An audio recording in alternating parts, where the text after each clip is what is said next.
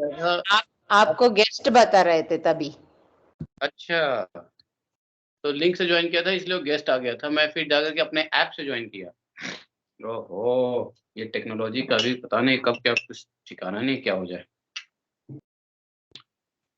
जय गिरि गोवर्धन, जय गिरि गोवर्धन, गिरि गोवर्धन, जय गिरि गोवर्धन, जय राधा कुंड श्याम कुंड, राधा कुंड श्याम कुंड, राधा कुंड श्याम कुंड, श्री राधे। जय कृष्ण बलराम, कृष्ण बलराम, कृष्ण बलराम, जय वृंदावन धाम, जय राधा श्याम सुंदर, राधा श्याम सुंदर, राधा श्याम सुंदर, श्री राधे। जय निताय गौरंग, निताय गौरंग, निताय गौरंग, गौर हरि जय। निताय गौरंग, निताय गौरंग, निताय गौरंग, गौर हरि। गौरा गौरा गौरा गौरा गौरा गौरा गौर हरि। जय सचिनंदन, जय सचिनंदन, जय सचिनंदन गौर हरि। जय निताय गौरंगो, निताय गौरंगो, निताय गौरंगो, गौर हरि। जय प्रभुपाद, प्रभुपाद, प्रभुपाद, प्रभुपाद। जय जय गुरुदेव, गुरुदेव, गुरुदेव, गुरुदेव, गुरुदेव की जय, प्रभुपाद की जय। आज हम लोग श्रीमद् भागवतम के श्रवण में सुनने वाले हैं। चलिए उससे पहले ध्यान कर लेते हैं। ओम नमो भगवते वासुदेवाय, ओम नमो भगवते वासुदेवाय, ओम नमो भगवते वासुदेवाय, ओम नमो भगवते वासुदेवाय, ओम नमो भगवते वासुदेवाय, ओम नमो भगवते वासुदेवाय, ओम नमो भगवते वासुदेवाय, ओम नमो भगवते वासुदेवाय। ओम नारायणं नमस्कृत्यं नरं चैवं नरोत्तमं देवीं सरस्वतीं व्यासं ततो जयमुदीरये। नष्टप्रायेषु भद्रेषु नित्यं भागवत सेवया, भगवतीतम श्लोके भक्तिर्भवति नैष्ठकी। ओम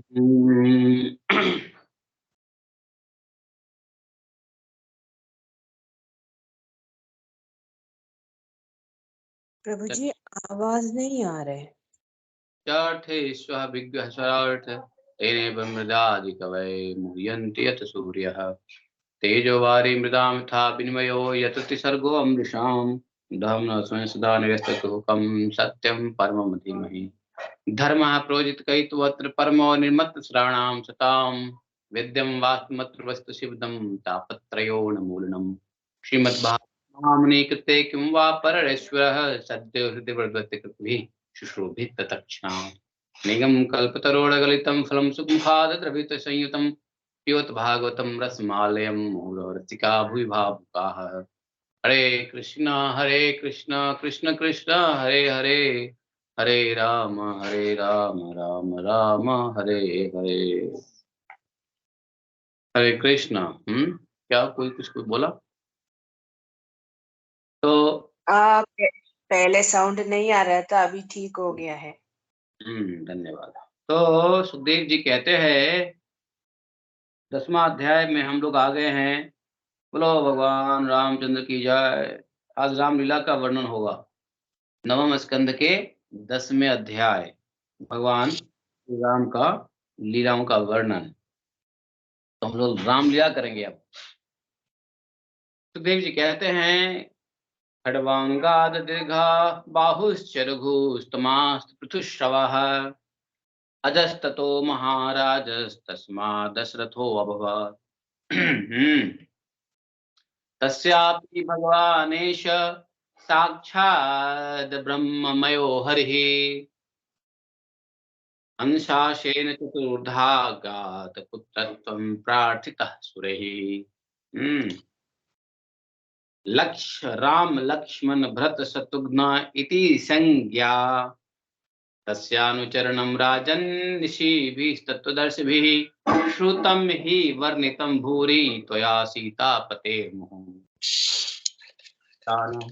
पुरान्धस्य ज्ञानाञ्जनशलाकया चक्षुरुन्मीलितं येन तस्मै श्रीगुरुवे नमः। श्रीचैतन्यमनोभीष्टं स्थापितं येन भूतले स्वयं रूपकदा मह्यं ददाति शब्दान्तिकम्।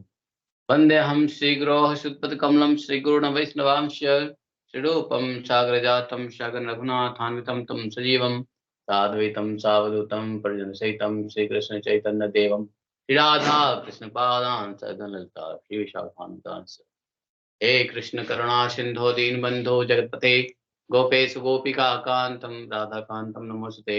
तप्त कांचन गौरांगी राधे वृंदावनेश्वरी वृषभानुसुते देवी प्रणमामि हरिप्रिये। ईशान पंडित म्यूट करो, म्यूट योर ऑडियो। परीक्षित जी, सुखदेव जी कहते हैं, परीक्षित जी खड़वांग के पुत्र दृगबाहु और दृगबाहु के परम यशस्वी पुत्र रघु हुए। रघु के पुत्र कौन थे? अज, और अज के पुत्र हुए महाराज दशरथ। और देवताओं की प्रार्थना से साक्षात परब्रह्म परमात्मा भगवान श्री हरि ही अपने अंश अंश से 4 रूप धारण करके राजा दशरथ के पुत्र हुए। भगवान ने अपने अंश से 4 रूप धारण किए और वो चारों रूप में राजा दशरथ के पुत्र हुए। उनके नाम थे राम, लक्ष्मण, भरत और शत्रुघ्न। तो साक्षात परब्रह्म परमात्मा भगवान कौन हैं? जिन्होंने इन 4 रूपों में अपने अंश के रूप में राजा दशरथ के पुत्र हुए। और है वो साक्षात परब्रह्म परमात्मा भगवान कौन है? क्या नाम है भगवान का? विष्णु। श्री राम और विष्णु ही श्री राम के रूप में फिर अवतार हुआ है ना। कोई और बताइए। आपका उत्तर गलत नहीं है, बट देन श्री कृष्ण। साक्षात ब्रह्म परमात्मा भगवान श्री कृष्ण हैं। भाइयों भूलो मत स्वप्न में भी, ठीक है। प्रभु जी, कृष्णा फिर विष्णु में जाएगा, फिर उसके बाद अवतार होता है ना। कृष्णा फिर विष्णु में नहीं जाएगा, विष्णु कृष्ण से है। और यहाँ क्या लिखा हुआ है? भगवान श्री हरि ने अपने अंशों के अंश से 4, मतलब एक तो भगवान कृष्ण के विष्णु है, विष्णु के 4 अंश में वो राम लक्ष्मण हनुमान सीता, राम लक्ष्मण और भरत शत्रुघ्न आए। वही तो अंशों के अंश, इसलिए भगवान कृष्ण के अंश कौन है? विष्णु, और विष्णु के अंश आ गए ये राम। वही तो maybe I mean that only. No. I asked who is the साक्षात ब्रह्म परमात्मा, तो कृष्ण। और कृष्ण के अंशों के अंश मीन्स वो है। तो ठीक है, तो इसको संस्कृत में लिखा हुआ है तस्यापि भगवानेश शेष साक्षात ब्रह्ममयो हरि।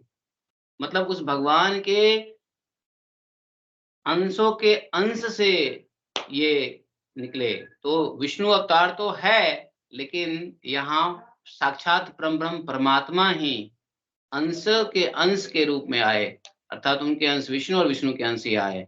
परीक्षित जी, सीतापति भगवान श्री राम का चरित्र तो तत्वदर्शी ऋषियों ने बहुत कुछ वर्णन किया है और तुमको अनेक बार उसे सुना भी है। देखिए, भागवतम जो है एक क्रिस्टल क्लियर इंस्ट्रक्शन है, जिसमें भगवान के तत्व को जानने वाले लोग बात कर रहे हैं। जो सुखदेव जी एक हैं भगवान के तत्व को जानने वाले महाजन। तो दुनिया कुछ भी कहे, उस बात को हमने नहीं मानना है। हमने यह मानना है कि महाजन क्या कह रहे हैं। महाजन सुखदेव गोस्वामी है, बलि महाराज है, जनक जी है, ब्रह्मा जी है, 4 कुमार जी है, नारद जी है, इत्यादि इत्यादि। तो ये भागवतम यमराज जी भी हैं। तो ये लोग क्या कह रहे हैं वो हमें जानना है। इन्होंने क्या कहा? परमात्मा के अंशों के अंश के रूप में। तो सिंपल सी बात है, विष्णु जी भगवान कृष्ण के अंश हैं और फिर उनके अंश से आए ये राम लक्ष्मण भरत शत्रुघ्न। तो बहुत लोगों को समस्या रहता है कि विष्णु अवतार तो हैं ही, और लेकिन भगवान कृष्ण का अवतार विष्णु अवतार नहीं है। 10 अवतार में विष्णु अवतार कृष्ण अवतार नहीं है। कृष्ण स्वयं क्या है? अवतारी हैं। तो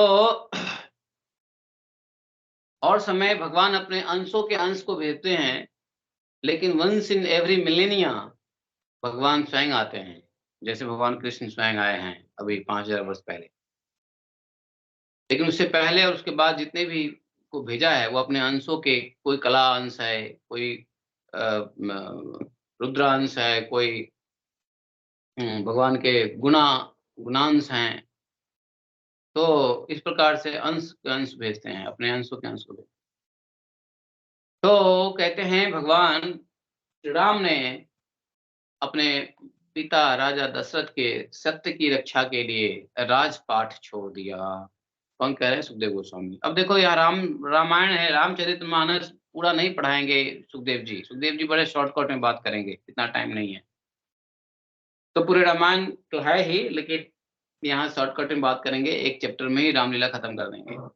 कहते हैं भगवान श्री राम ने अपने पिता राजा दशरथ के सत्य की रक्षा के लिए राजपाट छोड़ दिया, और वे वन वन में फिरते रहे, और उनके चरण कमल इतने सुकुमार थे कि परम सुकुमारी श्री जानकी जी के चरण कमलों का स्पर्श भी उनसे सहन नहीं होता था।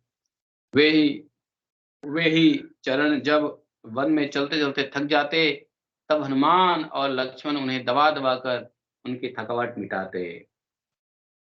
शूर्पणखा को नाक कान काट कर विरूप कर देने के कारण उन्हें अपनी प्रियतमा श्री जानकी जी का वियोग भी सहना पड़ा। इस वियोग के कारण क्रोधवश उनकी भौहें तन गईं, जिन्हें देखकर समुद्र तक भयभीत हो गया। इसके बाद उन्होंने समुद्र पर पुल बांधा और लंका में जाकर दुष्ट राक्षस के जंगल की को दावाग्नि के समान, जंगल के अग्नि के समान उसको जला दिया, दग्ध कर दिया। और वे कौशल नरेश हमारी रक्षा करे, वे कौशल नरेश हमारी रक्षा करे। भगवान श्री राम ने विश्वामित्र के यज्ञ में लक्ष्मण के सामने ही मरीच आदि राक्षसों को मार डाला। वे सब बड़े बड़े राक्षसों की गिनती में थे। परीक्षित जी, जनकपुर में सीता जी का स्वयंवर हो रहा था। संसार के चुने हुए वीरों की सभा में भगवान शंकर का वह भयंकर धनुष रखा हुआ था, और वह इतना भारी था कि 300 वीर बड़ी कठिनाई से उसे स्वयंवर सभा में ला सके। सभा में लाने के लिए 300 वीर बड़ी कठिनाई से लाए। भगवान श्री राम ने उस धनुष को इतनी भारी धनुष थी। भगवान श्री राम ने उस धनुष को बात की बात में उठाकर उस पर डोरी चढ़ा दिया, प्रत्यंचा चढ़ा दिया, और खींचकर बीचों बीच से उसके 2 टुकड़े कर दिए। ठीक वैसे ही जैसे हाथी का बच्चा खेलते खेलते ईंख तोड़ डालता है। भगवान ने जिन्हें अपने वक्षस्थल पर स्थान देकर सम्मानित किया था, वे श्री लक्ष्मी जी ही सीता जी के नाम से जनकपुर में अवतीर्ण हुई थी। वे गुणशील अवस्था, शरीर की गठन और सौंदर्य में हमेशा भगवान श्री राम के अनुरूप थी, और भगवान ने धनुष तोड़कर उन्हें प्राप्त कर लिया। अयोध्या को लौटते समय मार्ग में उन परशुराम जी से भेंट हुई, जिन्होंने 21 बार पृथ्वी के राजवंश के बीज से भी रहित कर दिया था। भगवान ने उनके बढ़े हुए गर्व को नष्ट कर दिया है, और इसके बाद पिता के वचन को सत्य करने के लिए उन्होंने वनवास स्वीकार किया। ऑल्दो यद्यपि महाराज दशरथ ने अपने पत्नी के अधीन होकर ही उसे वैसा वचन दिया था, फिर भी वे सत्य के बंधन में बंध गए थे।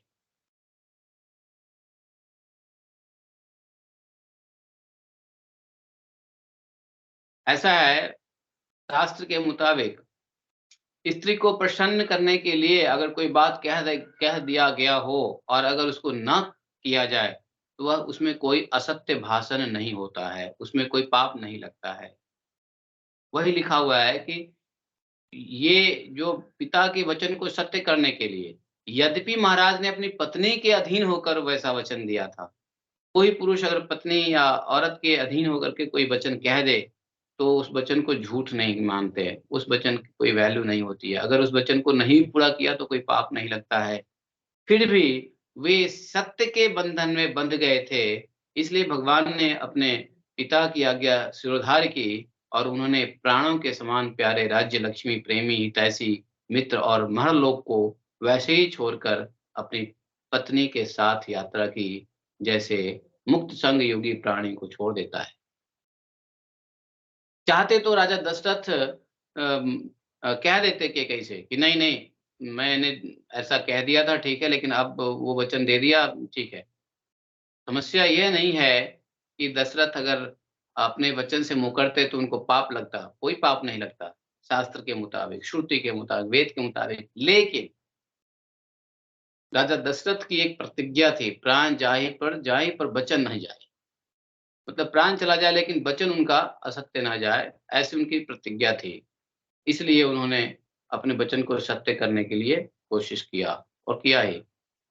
और उसको सत्य रखने के लिए राजा दशरथ ने राम को आज्ञा नहीं दिया कि तुम जाओ।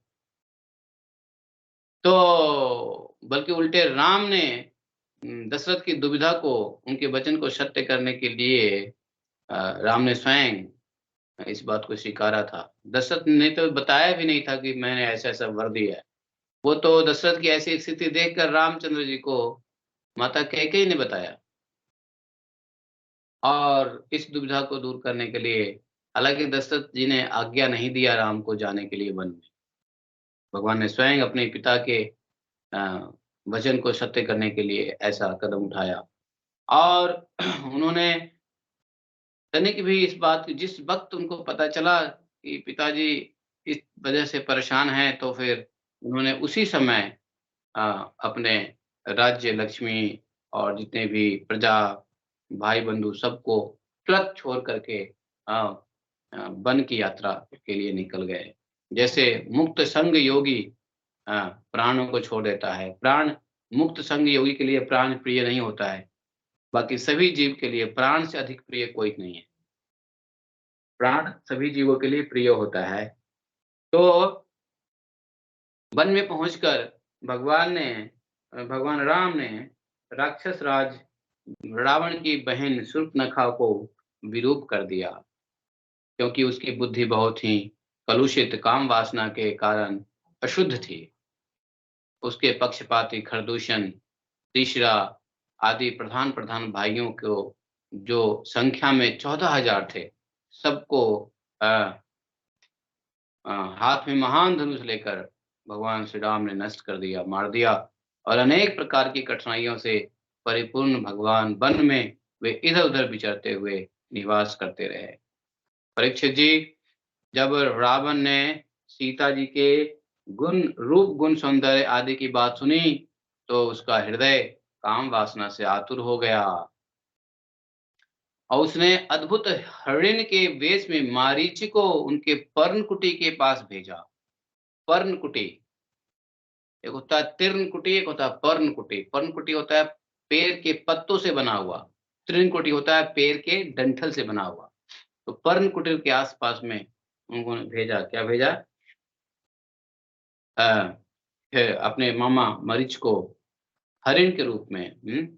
और वह धीरे-धीरे भगवान को वहाँ से दूर ले गया कुटिया से, और अंत में भगवान ने अपने बाण से उसे बात की बात में वैसे ही मार डाला, जैसे दक्ष प्रजापति को वीरभद्र ने मारा। और जब भगवान श्री राम जंगल से दूर निकल गए जंगल में, तब लक्ष्मण की अनुपस्थिति में नीच राक्षस रावण ने भेड़िए के समान विदेही नंदिनी सुकुमारी श्री सीता जी को हर लिया, और तदंतर वे अपनी प्राण प्रिया सीता जी से बिछुड़कर अपने भाई लक्ष्मण के साथ वन में दीन की भांति घूमने लगे। और इस प्रकार उन्होंने यह शिक्षा दी कि जो स्त्रियों में आसक्ति रखते हैं, उनकी यही गति होती है। इसके बाद भगवान ने उस जटायु का दाह संस्कार किया जिसके सारे कर्म बंधन भगवत सेवा रूप कर्म से पहले ही भस्म हो चुके थे। फिर भगवान ने कबंध का संहार किया और इसके अंतर्गत जो सुग्रीव और आदि वानरों की मित्रता उन्होंने स्वीकार की और फिर उन्होंने अपने अत्याचारी भाई बलि का वध किया। सुग्रीव के अत्याचारी भाई बलि का वध किया और उसके बाद वानरों के द्वारा अपनी प्राण प्रिया का पता लगवाने के लिए सबको सभी दिशाओं में भेज दिया। ब्रह्मा और शंकर जिनके चरणों की वंदना करते हैं वे भगवान श्री राम मनुष्य की सी लीला करते हुए बंदरों की सेना के साथ समुद्र तट पर पहुंचे। देखिए यहाँ पर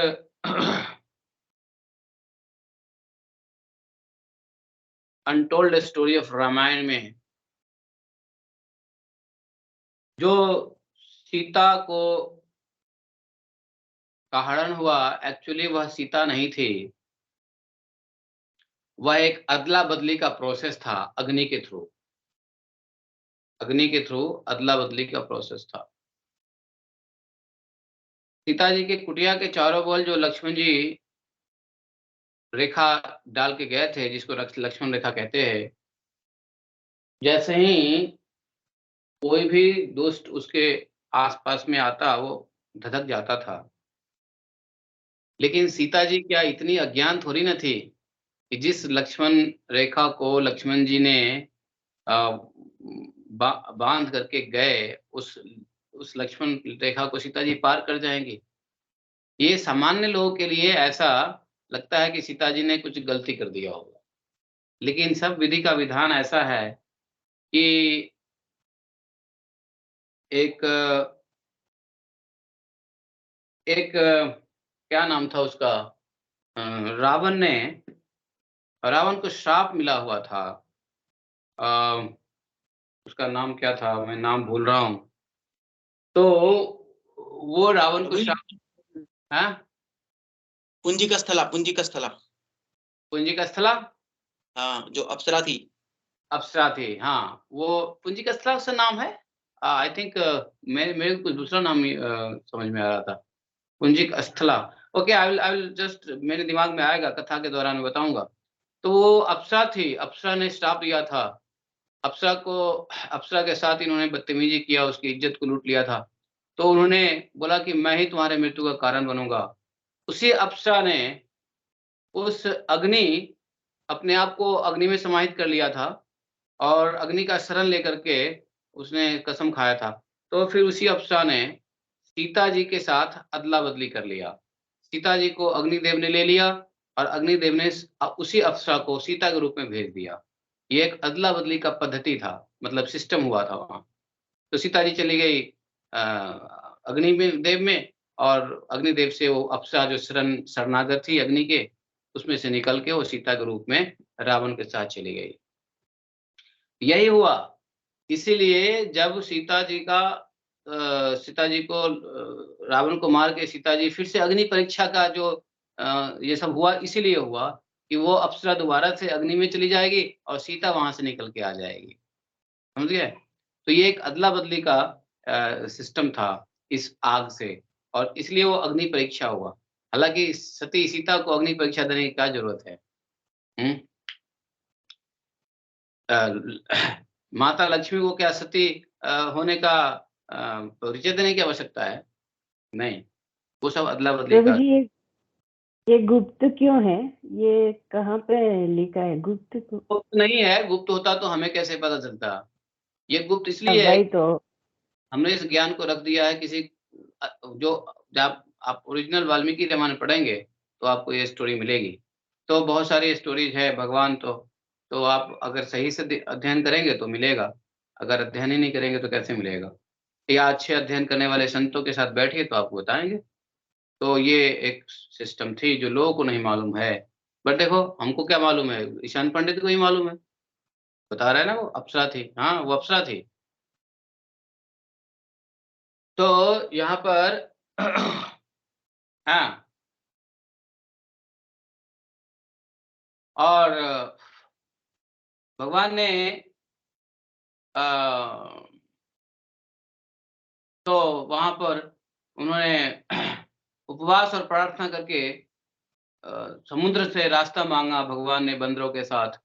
तो भगवान ने क्रोध की लीला करते हुए अपनी उग्र और टेढ़ी नजर से समुद्र पर डाली और उसी समय समुद्र के बड़े-बड़े मगरमच्छ खलबला उठने लगे और डर के कारण समुद्र की सारी गर्जना शांत हो गई। तब समुद्र शरीरधारी बनकर और अपने सिर पर बहुत सी भेंटें लेकर भगवान के चरण कमलों की शरण में आई और इस प्रकार कहने लगा, हे हे अनंत, हम मूर्ख हैं। समुद्र भगवान राम के सामने आके बोलने लगा, इसलिए आपके वास्तविक स्वरूप को नहीं जानते, जाने भी कैसे हैं। आप समस्त जगत के एकमात्र स्वामी, आदि कारण एवं जगत के समस्त परिवर्तनों में एक रस रहने वाले हैं।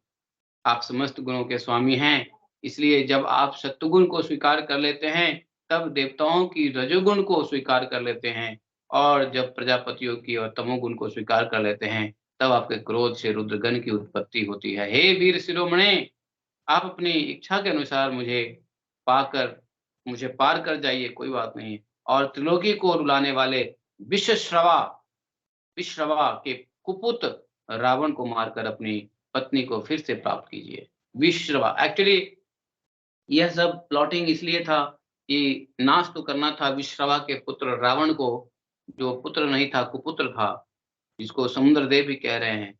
विश्रवा के कुपुत्र लिखा हुआ है यहाँ पे। और अ, परंतु आपसे मेरी एक प्रार्थना है, आप यहाँ मुझ पर एक पुल बांध दीजिए और इससे आपके यश का विस्तार होगा और आगे चलकर जब बड़े-बड़े नरपति दिग्विजय करते हुए यहाँ आएँगे, तब वे आपके यश का गान करेंगे। भगवान श्री राम जी ने अनेक-अनेक पर्वतों के शिखरों से समुद्र पर पुल बाँधा और अ जब बड़े-बड़े बंदर अपने हाथों से पर्वत उठा-उठा कर लाते थे, तब उनके वृक्ष और बड़ी-बड़ी चट्टानें थर-थर काँपने लगती थी। इसके बाद विभीषण की सलाह से भगवान ने सुग्रीव, नल नील, हैं, हनुमान आदि प्रमुख वीरों और वानरी सेना के साथ लंका में प्रवेश किया अंततः। और वह तो श्री हनुमान जी की द्वारा पहले लंका जलाया जा चुका था। उस समय वानर राज की सेना ने लंका के सैर करने के लिए और खेलने के स्थान, अन्न के गोदाम, खजाने, दरवाजे, फाटक, सभावन, छज्जे, पक्षियों के रहने के स्थान तक घेर लिया और उन्होंने वहां की वेदी, यज्ञशाला, ध्वजाएं, सोने की कलश और चौराहे को तोड़-फोड़ डाले। उस समय लंका ऐसे मालूम पड़ रही थी जैसे झुंड के झुंड हाथियों ने किसी नदी को मथ डाला हो। यह देखकर राक्षस राज रावण ने निकुंभ, कुंभ, धर्माक्ष, दुर्मुख, सुरांतक, नरांतक, प्रहस्त, अतिकाय, विकंपन आदि अपने सब अनुचरों, पुत्र मेघनाथ और अंत में भाई कुंभकर्ण को भी युद्ध करने के लिए भेजा। राक्षस की वह विशाल सेना थी रावण के पास, जो तलवार, त्रिशूल, धनुष, प्रास, दृष्टि, शक्ति, बाण, भाले, खड्ग, अनेक अन्य प्रकार के शक्तिशाली अस्त्र-शस्त्रों से सुरक्षित और अत्यंत दुर्गम थी वो सब शस्त्र-अस्त्र। भगवान श्री राम ने सुग्रीव, लक्ष्मण, हनुमान, गंधमान, नील, अंगद, जाम्बन और पनस आदि वीरों को अपने साथ लेकर राक्षसों की सेना का सामना किया। रघुवंश शिरोमणि भगवान श्री राम के अंगद आदि सब सेनापति राक्षसों की चतुरंगिनी सेना हाथी, रथ, घुड़सवार और पैदलों के साथ द्वंद्व युद्ध की रीति से भिड़ गए और राक्षसों को वृक्ष, पर्वत शिखर, गदा और बाणों से मारने लगे। अब उनका मारा जाना तो स्वाभाविक ही था, क्योंकि वे उसी राक्षस के अनुचर थे जिसका मंगल श्री सीता जी को स्पर्श करने के कारण पहले ही नष्ट हो चुका था।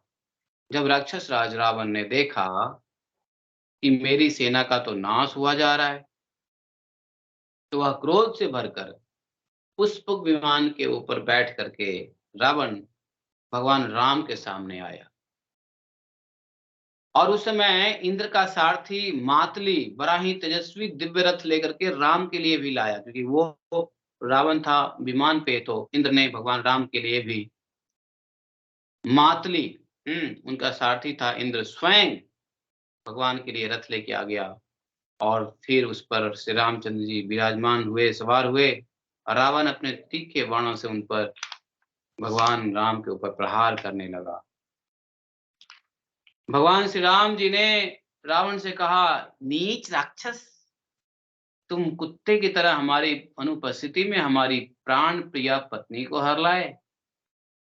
देखिए, जब भगवान की भी सारे लीलाओं का ज्ञान पहले हो जाए तो सब नाटक लगता है। देखो, भगवान यहाँ पे क्या मतलब लोक की दृष्टिकोण, लोकोक्ति के लोगों के लिए हैं, जबकि वो सीता उनकी पत्नी नहीं थी। वो तो सीता थी अपने अग्नि देवता के शरण में, लेकिन फिर भी क्या कह रहे हैं, तू बहाना था ना, उसको बहाना करना था ना। ऐसा थोड़ी ना रामचंद्र जी छोड़ देंगे, नहीं वो तो मेरी पत्नी है ही नहीं, मैं जाऊंगा ही नहीं, फिर तो रावण कैसे मरेगा, फिर तो लंका राक्षस कैसे मरेंगे। तो राक्षसों को मारने के लिए भगवान बहुत प्रकार के बहाना करते हैं, और बहाना करके अपने अंश अवतार को भेजते रहते हैं। कुछ प्लॉटिंग होती रहती है, तो ये सब प्लॉटिंग्स है। तो रावण को तो नहीं मालूम है ना कि वो सीता नहीं है, रावण भगवान राम को तो मालूम है। और अगर भगवान अगर राक्षस राज रावण को पता चल भी जाता, अगर वो सीता नहीं है, तो फिर वो सीता को ढूंढने के लिए पता नहीं कहाँ कहाँ निकल जाता वो। और उसको पता चलता कि अग्निदेव के पास सीता है, तो फिर वो सभी देवी देवताओं से भी रावण जीत चुका था। किसी भी देवी देवता के ऐसा कोई देवी देवता नहीं था जो रावण के चंगुल से बाहर हो। सभी नक्षत्रों को अपने रावण ने सभी नक्षत्रों को अपने कोर्ट यार्ड में, मतलब अपने सभा में उल्टा टांग के रखा हुआ था। और अपने सामने जहां वो बैठता था, ठीक सामने शनि को उल्टा टांग के रखा हुआ था। बाकी को दोनों साइड की दीवारों में उल्टा टांग के रखा था। तो देवी देवता, नक्षत्र, तारे, गंधर्व, किन्नर, ये अप्सरा, कोई भी उसके ऐसा हुआ, क्योंकि रावण और कुंभकर्ण भी कौन था? रावण कुंभकर्ण कौन थे? वही जय विजय। जय था रावण और कुंभकर्ण थे विजय। तो भगवान के ही निकटतम पार्षद रहे, जो इतनी शक्तिशाली हो के भगवान को स्वयं हैं। तो इस प्रकार भगवान राम तो नाटक कहता है रामलीला, जो नाटक में होता है ना रामलीला, आप बस सुनते रहिए, सुखदेव गोस्वामी सुना रहे हैं। बट जब पता चलता है बैक ऑफ द स्टोरी, तो भक्त इसका आनंद लेते हैं, भगवान के इस नौटंकी का आनंद लेते हैं, है कि नहीं? इसलिए नटवर लाल में सबसे बड़े नटवर लाल हमारे कृष्ण है, नहीं क्या? नटवर बपू, है ना? तो यहाँ पर उन्होंने कहा, निर्लज्ज, मेरी अनुपस्थिति में मेरी प्रिया पत्नी को हरलाए, तुमने दुष्टता की हद कर दी। तुम्हारे जैसा निर्लज्ज और निंदनीय और कौन होगा? जैसे काल को कोई टाल नहीं सकता, कर्तापन के अभिमानी को वह फल दिए बिना रह नहीं सकता, वैसे ही आज मैं तुम्हें तुम्हारी करने का फल चखाता हूँ। हाँ, अगर हमने कोई कर्म किया है तो उसका फल भी चखना पड़ेगा। जैसे काल को कोई टाल नहीं सकता, वैसे ही कर्तापन के अभिमानी को फल चखाए बिना। तो कर्ता का अभिमान इसलिए नहीं रखना चाहिए, नहीं तो फल बड़े टेस्ट के साथ भोगना पड़ेगा। इस प्रकार रावण को फटकारते हुए भगवान श्री राम ने अपने धनुष पर चढ़ाया हुआ बाण उस पर छोड़ा। अरे इधर आना जरा। और उस बाण ने ब्रज के समान उसके हृदय को विदीर्ण कर दिया, और वह अपने 10 मुखों से खून उगलता हुआ विमान से गिर पड़ा। ठीक वैसे ही जैसे पुण्यात्म लोग भोग समाप्त कर होने पर स्वर्ग से गिर पड़ते हुए। यहाँ से ये मैगजीन थे ना, ये लाओ जरा, ये जो है ऊपर, हाँ सब ले आओ, सब ले आओ। तो यहाँ पर जो है रावण बेचारा मारा जाता है, हैं? और उसके बाद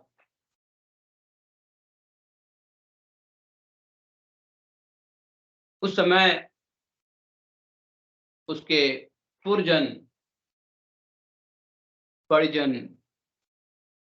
सब के सब, जब रावण मर गया तो सब के सब बहुत चिल्लाने लगे, हाय हाय हाय हाय करके सब चिल्लाने लगे। और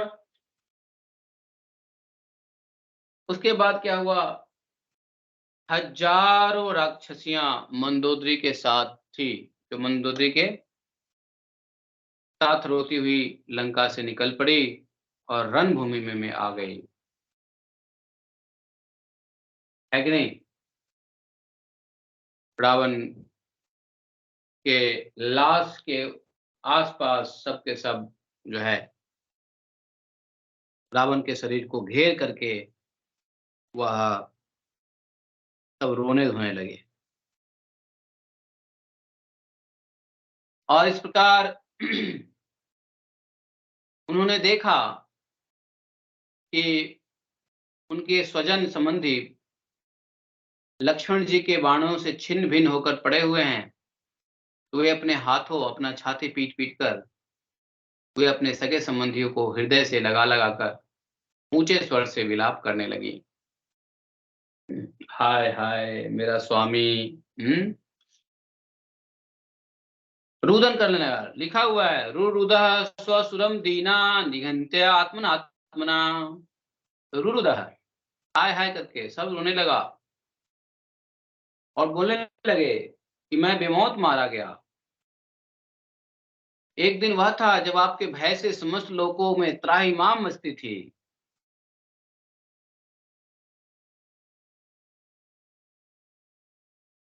और आज आप इस प्रकार से पृथ्वी पे आपका शरीर पड़ा हुआ है, तो दोनों दृश्य देखते हुए समझ में नहीं आ रहा है कि आज वह दिन आ गया कि आपके न रहने से हमारे शत्रु लंका की दुर्दशा कर रहे हैं, और यह प्रश्न उठ रहा है कि अब लंका किसके अधीन रहेगी। किसी को भरोसा ही नहीं था, कोई स्वप्न में भी कोई सोच नहीं सकता था कि रावण का कोई नष्ट अनिष्ट भी कर सकता है कि नहीं? और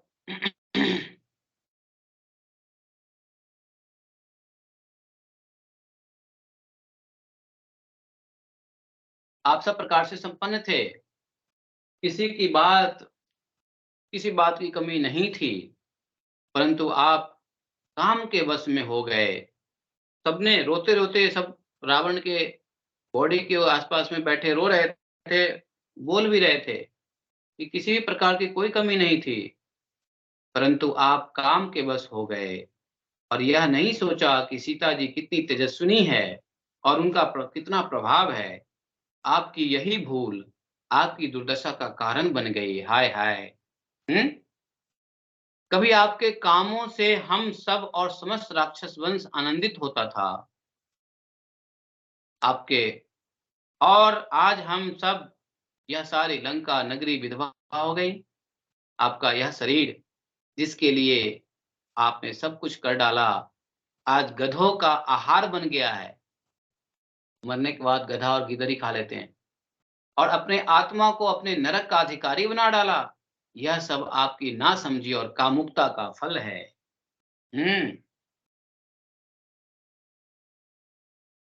तो इस प्रकार से वह सभी महिलाएं स्त्रियां सब जो है रावण के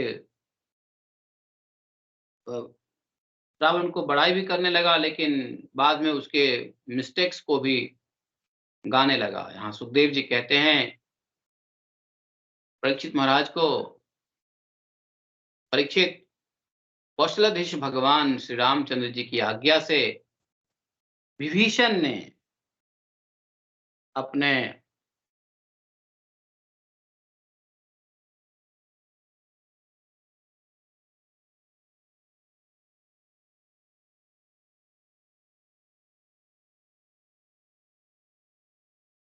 स्वजन संबंधियों का पितृयज्ञ किया और शास्त्र विधि से रावण का अंत्येष्टि कर्म किया।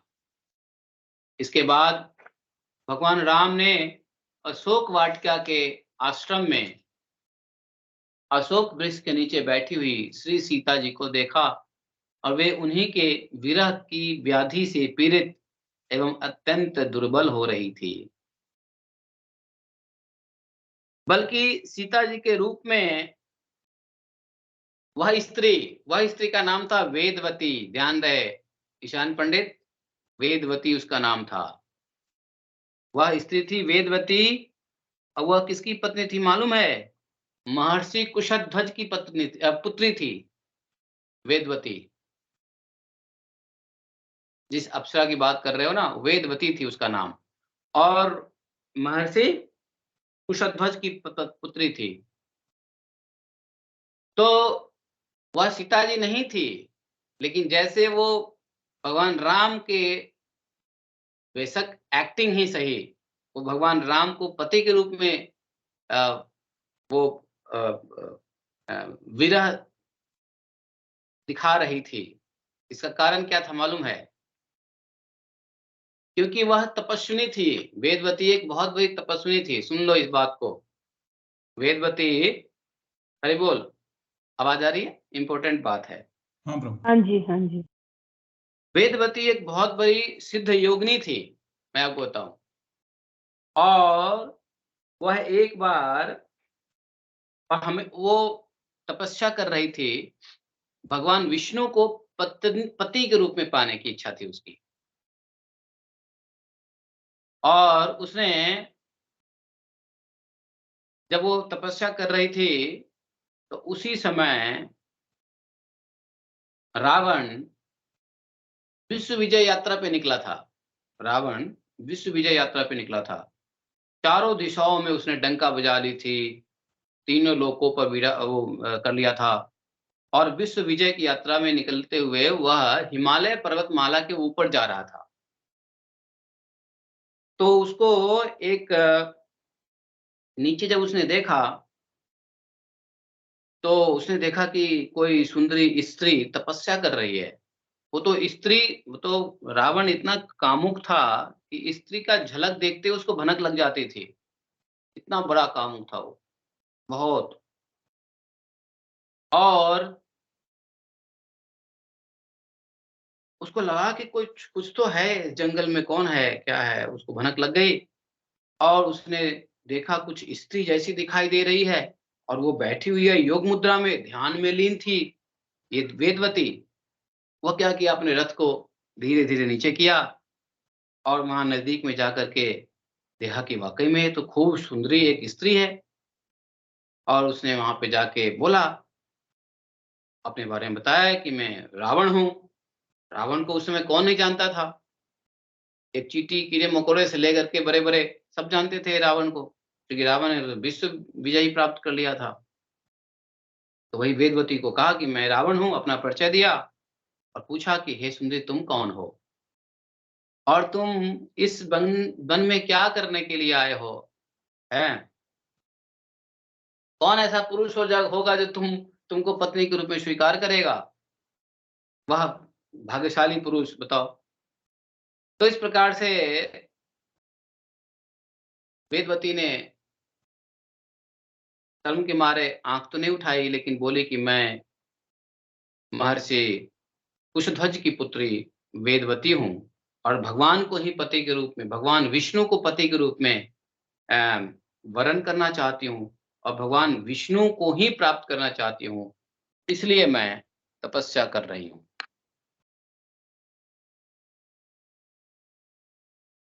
तो रावण बोला, रावण को जलन हो गया, विष्णु, वो तो विष्णु और ब्रह्मा और शिव सबके ऊपर सबको वो बना रखा था, तो उसको जलन हुई। हाँ, विष्णु को तुम वरण करना चाहती हो, परंतु मैं राक्षस राज हूँ, तुम्हारे सौंदर्य ने मेरे हृदय को जीत लिया है और मैं तुम्हें अपनी पटरानी बनाना चाहती हूँ। मेरे साथ मेरी स्वर्ग नगरी लंका में चलो। स्वर्ण मतलब सोने की नगरी लंका में चलो। रावण का ये ऐसा प्रपोजल सुन करके वेदवती बहुत क्रोधित हो गई। वेदवती उसका नाम था, और उन्होंने कहा कि मैं विष्णु को समर्पित कर चुकी हूँ, मेरे चित्त में अन्य कोई पुरुष की अभिलाषा नहीं है, आप जिस मार्ग से आए हैं उसी मार्ग को लौट जाइए। रावण को उसने बहुत धिक्कारते हुए कहा, लेकिन रावण तो रावण ही ठहरा। वेदवती को उसने अपने बाहों में दबोच लिया, बाल पकड़ के इस प्रकार से खींचते खांसते जो है ना वेदवती को अपने उसने बिठा लिया। तो इस प्रकार से जैसे ही रावण ने वेदवती को छुआ, तो छूने मात्र से वेदवती अपने आप को पतित समझने लगी कि मैं अब जिस शरीर को रावण जैसे पापी ने छू लिया हो, वह शरीर अब भगवान के लायक नहीं रहा।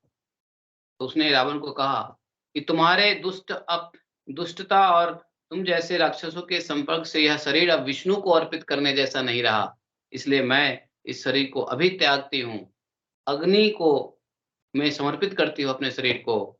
लेकिन उसी समय वेदवती ने ऐसा मतलब प्रण कर लिया था कि मैं एक दिन वापस आऊंगी और मैं ही तुम्हारे मृत्यु का कारण बनूंगी। और यह वेदवती अपने आप को अग्नि में समर्पित कर दिया, अग्नि में अपने आप को जला डाली। समझे? तो यही वेदवती थी जिसने अदला बदली सीता के साथ किया, सीता के रूप में किया। तो वो पहले क्या चाहती थी? विष्णु को पति के रूप में, और भगवान राम विष्णु के ही अंश अवतार हैं। तो उन्होंने राम को पति के रूप में ही खूब अशोक वाटिका में चीखती थी, चिल्लाती थी, हा राम, हा मेरे राम, हा मेरे राम। तो उसने पति तो पहले ही स्वीकार कर ही लिया था, और भगवान इस लीला से भगवान ने उसको पत्नी के रूप में भी स्वीकार किया। इसलिए भगवान राम ने भी कहा कि तुम मेरे पत्नी को चुरा करके लाए हो। तो एक्चुअली वो सीता पत्नी नहीं थी, बल्कि ऑफ कोर्स वही वेदवती पत्नी के जो अपने आप को समझ चुकी थी, अपने आप को पत्नी के रूप में स्वीकार कर चुकी थी भगवान को, तो उसको भगवान ने भी रावण को सामने उसको पत्नी के रूप में स्वीकार कर लिया था। ये कहानी थी इसकी, समझ में आ गई बात? है कि नहीं? आगे बढ़ें या आज इतना ही रहने दें? टाइम क्या हो गया जी? फिर प्रभु अदला बदली कैसे हुई वो उस टाइम पे जब वो उनका हरण किया सीता माता जी का उन्होंने? अभी आप लेट आए क्या? अभी मैंने बताया था। नहीं मतलब लेट नहीं आई मैं। जैसे उन्होंने फिर रूप धारण किया, वेदवती जी ने सीता माता का रूप धारण किया फिर से। वो जो लक्ष्मण जी ने सीता जी के आश्रम के चारों ओर जो लक्ष्मण रेखा दिया, तो जैसे ही वो अग्नि उत्पन्न हो जाता था ना, रावण जैसे जाता था तो अग्नि उत्पन्न हो गया। तो सीता तो लक्ष्मी जी का, तो सीता जी को मौका मिल गया कि वो अग्नि में प्रवेश कर गई, और वहां से वेदवती निकल गई सीता के रूप में, और सीता जी चली गई। ये अदला बदली हुआ। अच्छा ठीक है, मैं अंडरस्टैंड। तो वो आग के लपेट से जो निकली वो वेदवती थी सीता के रूप में, और सीता जी वहीं पे भगवान अग्नि देवता के संरक्षण में चले गए। ये अदला बदली हुई। और फिर जब भगवान अभी आएगा, रामचंद्र जी जब सीता को अग्नि परीक्षा की बात करेंगे, तो उसका मतलब यही था कि ओरिजिनल सीता को लाना और वेदवती को उसके गंतव्य स्थान में पहुंचाना। फिर इससे हुआ क्या? भगवान ने जो तपस्या की थी, वेदवती ने जो तपस्या की थी, विष्णु को पति रूप में प्राप्त करने की, वह भी तपस्या पूर्ण हुआ, क्योंकि भगवान के कार्य में वेदवती ने भगवान की पत्नी बनी, तो भगवान ने उसको पत्नी के रूप में भी उसका स्वीकार कर लिया। तो इधर वेदवती का शरीर शुद्ध हो गया अग्नि में जाकर के, है। तो इस प्रकार से, और वेदवती ने जो तपस्या प्रण किया था कि मैं तुम्हारे अंत का काल का अंत, तुम्हारा अंत का जो है ना कारण बनूंगी, तो वो भी हो गया। तो ये सब बहुत ही स्टोरीज अनटोल्ड है, जब आप पढ़ेंगे तो समझ में आता है। तो मेरे ख्याल से ये चैप्टर थोड़ा लंबा है, रामलीला जी को, रामलीला हम लोग कल खत्म करेंगे, आज इतना ही पढ़ते हैं। टाइम कुछ ज्यादा ही हो गया, क्या टाइम हो गया, व्हाट इज टाइम? ओ 8 बच्चे हो भगवान, बहुत बहुत बहुत बहुत टाइम हो गया। ठीक है, आज के लिए इतना ही। एकम शास्त्रम देवकी पुत्र गीतम, एको देवो देवकी पुत्र एव, एकम अनन्तस्य तस्य नामान्यानि कर्मापि तस्य देवस्य सेवः, तमेव माता च पिता तमेव, तमेव बन्धुश्च सखा तमेव, तमेव विद्या द्रविणं तमेव, तमेव मम सर्वदेव देवः। कृष्णाय वासुदेवाय हरे परमात्मने प्रणक्लेशनाशाय गोविन्दाय नमो नमः। हे कृष्ण करुणा सिंधो दीनबन्धो जगत्पते, गोपेश गोपिका कांतम राधा कांतम नमोस्तुते, तत्कांचन गौरांगी राधे वृंदावनेश्वरी, वृषभानुसुते देवी प्रणमामि हरिप्रिये। पांचा कल्पतरुभ्यश्च कृपा सिन्धुभयेव च पतितानां पावनेभ्यो वैष्णवेभ्यो नमो नमः। जय श्री कृष्ण चैतन्य प्रभु नित्यानंद, श्री अद्वैत गदाधर श्रीवासादि गौर भक्तवृंद। हरे कृष्ण कृष्ण कृष्ण हरे हरे, हरे राम राम राम हरे हरे कृष्ण। ठीक है जी, श्री हरे राम। कृष्ण। हाँ, तो